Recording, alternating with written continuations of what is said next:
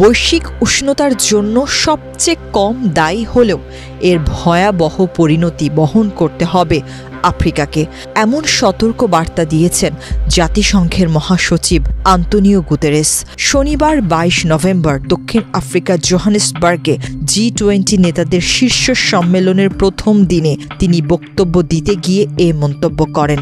Guterres বলেন, Africa বৈশ্বিক নির্গমনের সামান্য অংশীদার হলেও জলবায়ু পরিবর্তনের অভিঘাতে সবচেয়ে বেশি ক্ষতিগ্রস্ত হচ্ছে। এটি জলবায়ু ন্যায় বিচারের স্পষ্ট লঙ্ঘন।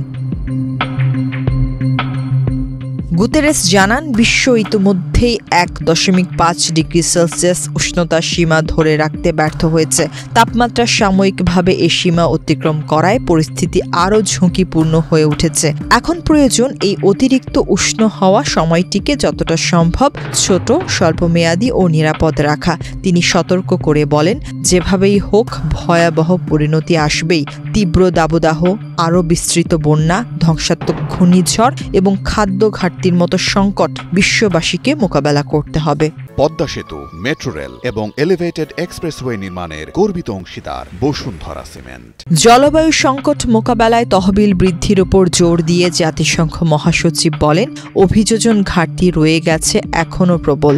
একটি সহনশীল বিশ্ব গড়তে হলে এই ঘাটতি দূর করা জরুরি। তিনি G20 দেশগুলোর প্রতি আহ্বান জানিয়ে বলেন, উন্নয়নশীল দেশগুলোর জন্য অভিযোজন তহবিল 3 গুণ বাড়ানোর লক্ষ্য নির্ধারণ করতে হবে এবং 2030 সালের মধ্যে তা বাস্তবায়ন করতে হবে। উন্নত দেশগুলোর নেতৃত্ব ছাড়া বৈশ্বিক জলবায়ু সংকট মোকাবেলা সম্ভব নয় বলেও তিনি মন্তব্য করেন। গুতেরেস নবায়নযোগ্য জ্বালানির অগ্রগতির ইতিবাচক দিকও তুলে ধরেন। তিনি বলেন, গত বছর বিশ্বে নতুন বিদ্যুৎ উৎপাদনের 90% এসেছে নবায়নযোগ্য জ্বালানি থেকে। প্রায় সব দেশেই নবায়নযোগ্য শক্তিকে নতুন বিদ্যুতের সবচেয়ে সস্তা উৎস হিসেবে বেছে নেওয়া হচ্ছে। তবে এই অগ্রগতির সুবিধা সব দেশের কাছে পৌঁছাতে হলে আরও বড় পরিসরে সহায়তা প্রয়োজন।